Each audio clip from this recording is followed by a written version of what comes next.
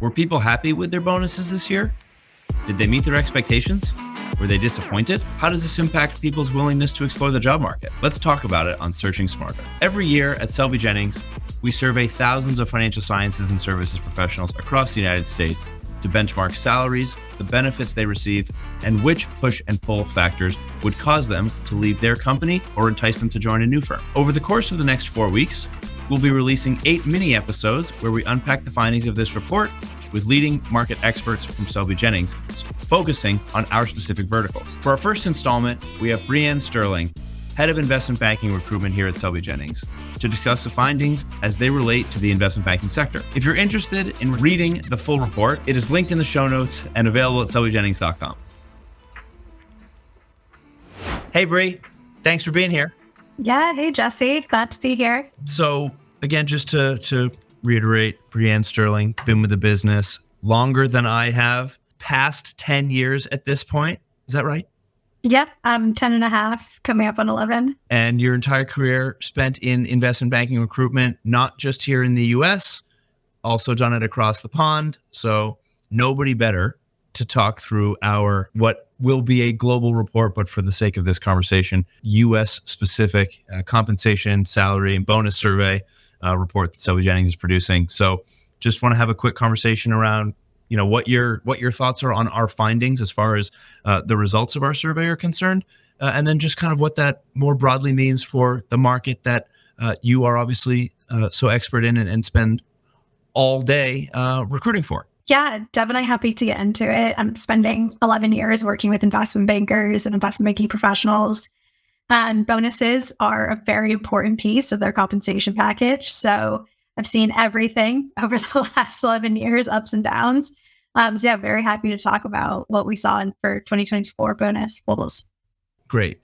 So I think if we start more broadly, not just bonus, just with regards to salaries and compensation as a whole, obviously, front office is kind of like maybe one of the more like indicative signs of a good year, the pay, not just the revenue, but the pay reflecting the revenue. But it's kind of, it hasn't really been consistent, the messaging or the numbers that have been received over the last couple of years, while especially on, with the international investment banks, profits may have been up, but all bonuses or things like that may not have reflected that in spades. So that kind of leads us to the first response that we've gotten so far in our survey, is that nearly half of the investment banking respondents said that they did not or were least likely to receive a pay rise.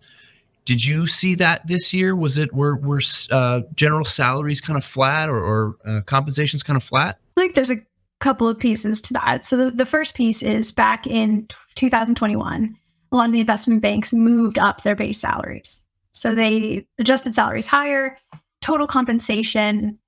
In theory, it was a boom year, so bonuses were very, very good. So people did earn a lot of money. But in theory, the long-term plan was total compensation would stay pretty much the same, but the base salaries would go up to prevent some risky behaviors, make people more comfortable in the fact that they were working long hours. There were a lot of reasons banks did that. So now you've got these bankers, especially junior bankers, paid a ton of money on their base salaries. And it's a huge overhead cost to the business. So in years where deal activity is down, you have to sort of take that into consideration. So for the moment, banks haven't really seen a reason to elevate those base salaries further than they did a few years ago. So those base salaries have stayed pretty consistent across the levels.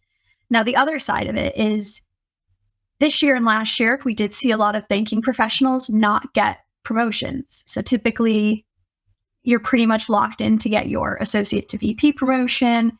After 3 and a half years at associate, you're pretty much locked in to get that associate promotion from analyst, et cetera, et cetera. And actually, because there's been less deal activity over the last few years, some firms felt that bankers weren't necessarily ready to move up to that next level. So said, hey, you're going to have to do another year at that previous level, leading to their base salary staying consistent and total compensation generally staying consistent year on year. And then at the senior end of the scale, base salaries end up staying about the same year on year because it's, revenue generated. They're more tied to P&L. how much revenue they bring into the bank. So where they can earn more money would be if they're bringing in more deals, they can earn a lot more on the bonus. The base salary stays essentially the same year on year. But if they didn't produce as much, or if they produce consistent with last year, there's not much of a chance that they would receive much higher total compensation. So there's a couple pieces to that. Yeah. Got it. So would you say that latter part that you're talking about, you're seeing more on the boutique side of investment banking, global and international investment banking, or just kind of across the board? It is across the board. The main difference, and we'll probably get into it a little bit later, is different types of firms calculate their bonuses in different ways. So, a smaller firm, you could probably watch as the year goes on. I brought in X, you can calculate it yourself on how much you're going to bring home. If you're at a bulge bracket global investment bank, it's a little more black box. It's a little bit, it's definitely tied to your revenue generation, but there's so many other factors at a big bank. Part of a bigger right, exactly. Operation. So that's where it differs. And then the other thing that differs, and this is in the report as well, is on how much of it is deferred or how much of it is in equity. If you're at one of these elite boutiques, most of the time it's in cash. So, if you're at a publicly traded bank, it might be more in, you might get equity, you might get compensation deferred. So those are other factors that come into play for bonuses. Totally fair. And I think one of my other takeaways you brought up in the first point, no increase or no raise in salary doesn't necessarily mean unhappiness. Those two are not correlated, especially because of what you said about how the floor and just the salary bandings may have raised. So people at bankers specifically may be a bit more content or happy with what their salary is at. So it doesn't mean that they aren't happy about it. It just means that they might not have objectively received that raise per se. Right, exactly. So, if you're a VP at an investment bank, you probably can expect you're going to be a VP for anywhere from 3 to 5 years, and your base salary will probably stay the same for 3 to 5 years. Where you can earn more is just on the bonus side of things, which helps move people up, but that also is dependent on deal flow, revenue brought in, and those sorts of things. But for that period of time, you're not going to get a base salary increase. So it's very expected. Great. Well, I think that's a really important point for us to highlight there.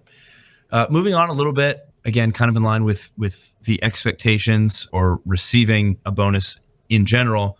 Actually, atop our survey, as far as who was expecting to receive a bonus, investment banking was near the top of our respondents.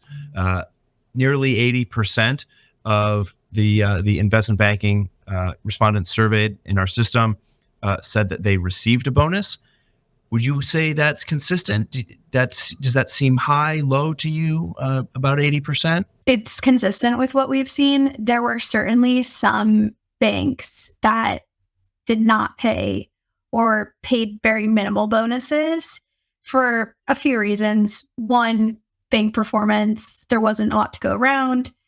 Two, there's always an element of how do you structure the bonus pool to make sure you're retaining top performers? And in some cases, it might mean that a bottom performer, they get little to no bonus because, they have to measure out who gets what percentage of the pie. And unfortunately, sometimes people are at the bottom of that. In some circumstances, it has nothing to do with performance, and it's just that individual performance, and it's just the bank that year can't afford to pay people what they need to pay people. And then I think that, in general, most bankers would have gotten a bonus, but in their mind, if it's below a certain percent, it's almost as if they didn't get a bonus at all. Also fair. So it might be subjective data depending on an opinion based.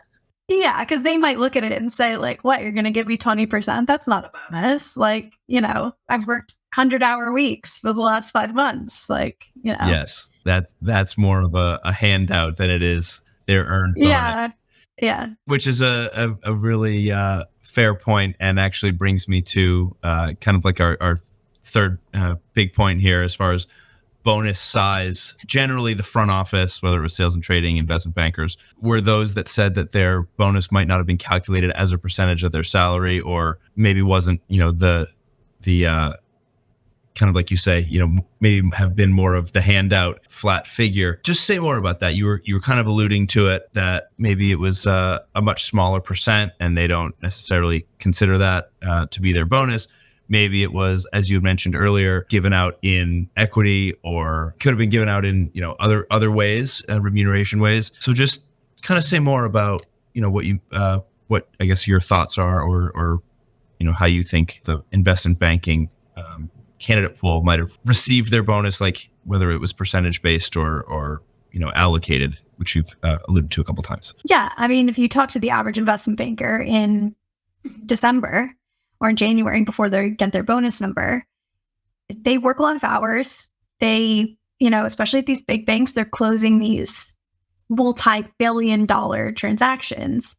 And if you have one of those under your belt for the year, you're proud of that, and you assume I'm going to get paid. Mm-hmm. And you talk to them before their bonus is paid. They're like, yeah, of course I'm going to get paid. Of course I'm going to get paid a lot. And this is pretty consistent. The last 11 years I've been doing this, and there's maybe 2 to 3 years where people are like, yeah, I'm going to get paid a lot. And then they get the number and they're like, yeah, I'm really happy with that. I think most of the time it doesn't always line up perfectly with what people want and what people end up getting. If you read the headlines back in January, it was this bulge bracket 15% up on the year before, this one 20% up, this one 10% up. And I think bankers were looking at that and saying, great, that means my bonus is going to be the same. If we're 20% up as a bank, my bonus is going to be 20% up. And that's not how it works.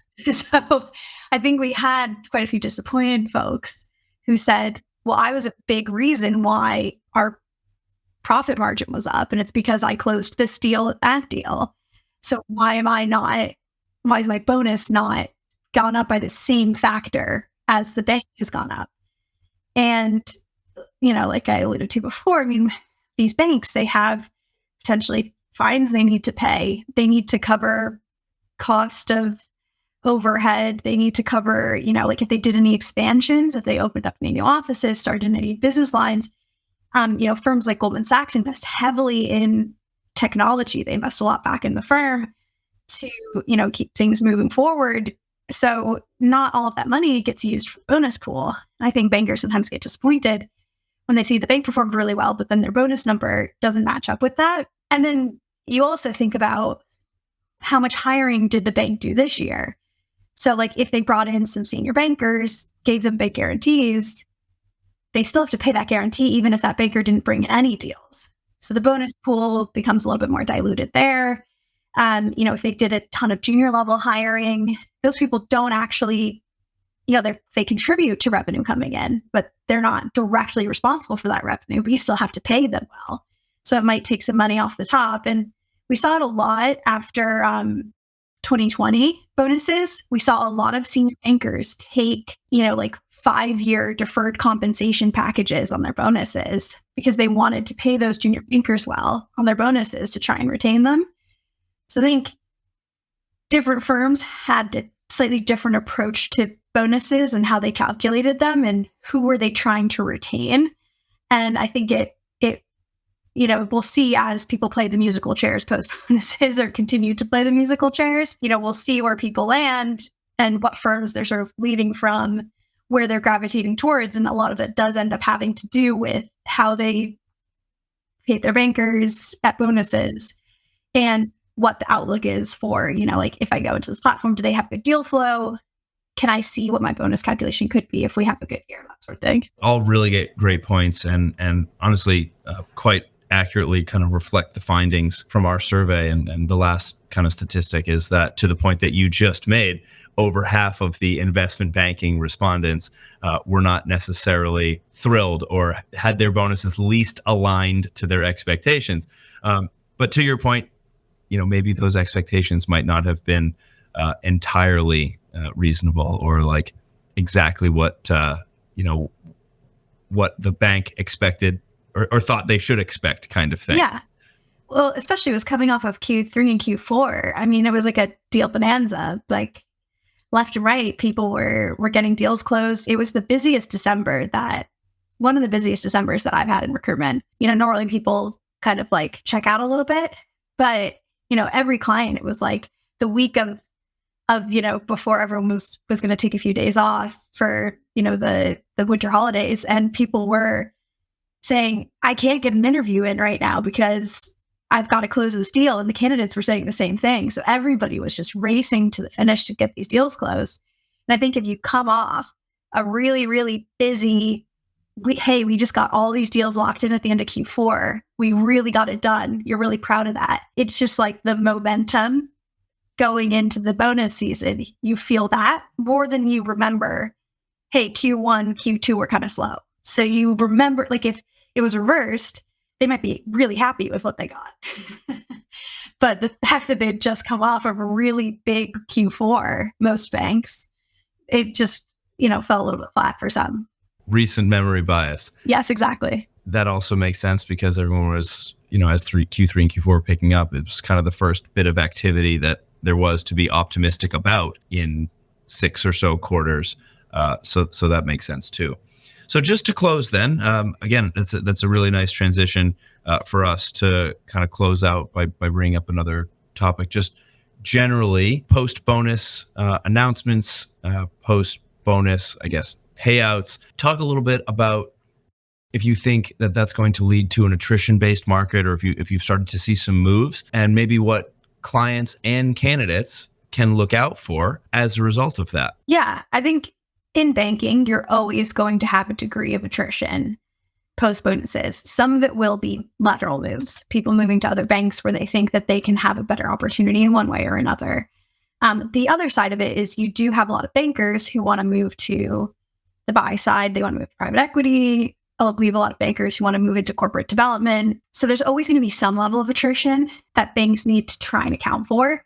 What they're assessing at this point is everyone who has left, like, do we need to replace all of those people? Do we need to replace them at the exact level they left? So say you lose an associate 2, do we want to hire an associate 2, or do we hire an associate 1 or an analyst 3 who has a little bit more years and they're a little bit more inexpensive? You can train them up a bit more. So I think that's part of it, is assessing with that natural attrition that happens sort of year on year. What do we do with that? There were actually some banks that felt that they didn't have enough attrition and have had to do certain things to try and encourage a little bit of attrition, to try and encourage people to say, hey, we're bloated. We think there might be better opportunity elsewhere. And, I think we've seen on headlines that sort of reflect that of, people being bloated. In some cases, firms have had to move forward with layoffs, maybe where they didn't want to. And it's not exactly, some of it's tied to performance. As always, some of it isn't tied to performance, it's tied to bank strategy. So, I think for those clients who are looking to hire this year, I think, it's been a really kind of crazy couple of weeks. Everything going on in the markets. Yes, as we record this episode in early to mid-April, maybe we'll talk about that just as one final topic. Yes, go on. Yeah. So, I think there will be a lot of hiring that does need to get done this year from, the bank's perspective of how can we find really good talent and bring it in, especially deal makers who, no matter the deal environment, can get deals done and can sniff out a deal and bring in revenue. Like, that'll be really important. And then on the candidate side of things, I think it's smart to always be watching, who's closing deals, who's winning pitches, what types of platforms are winning the day and why are they winning the day?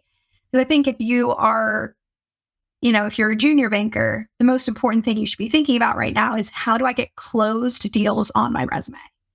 Because that's the number one thing across the board. If we're recruiting for an analyst, associate, or VP position, that's the number one thing they look at, is how many closed deals does this person have? So ultimately, whether you're at, it used to be just the name brand, and that was pretty much it. When I first started recruiting, it was, what's the name at the top of the resume? And that's what everyone wanted. And now, 11 years on, that's a little bit less important. People are like, okay, well, who's actually getting deals done that has that full experience? And then for the more senior bankers, yeah, exactly. Like, you have just a broader skill set, more valuable. And then for the senior bankers, it's, where's your proof of concept? What clients are you going for? And the other side of it is, what's their strategy as a firm? What sectors are they investing in? Where do they see growth? And where does it align with the current team that they have? Because obviously you don't want two bankers who are constantly going after the exact same target. You want to have, synergies, not overlaps. Yeah. And so that's probably the most important thing for, if you're a senior banker thinking about moving to a platform, am I adding a lot of value? And am I adding long-term value to their strategic plans? And that's part of that discovery interview process, dating period, as I typically like to call the more senior banker processes, because it's a lot more complex than a typical interview process. Well, super useful, super helpful. I'm excited for us to be able to share this little mini series as we talk about the bonus report sector by sector here for Selby Jennings. So thank you, Brianne Sterling, for sharing your insights on the responses and insights for the investment banking sector. Of course, more than happy to. I was glad to have joined, Jesse. Thanks for asking. That's all for today's episode of Searching Smarter. If you found this conversation valuable, be sure to subscribe so you don't miss an episode. Until next time, keep searching smarter.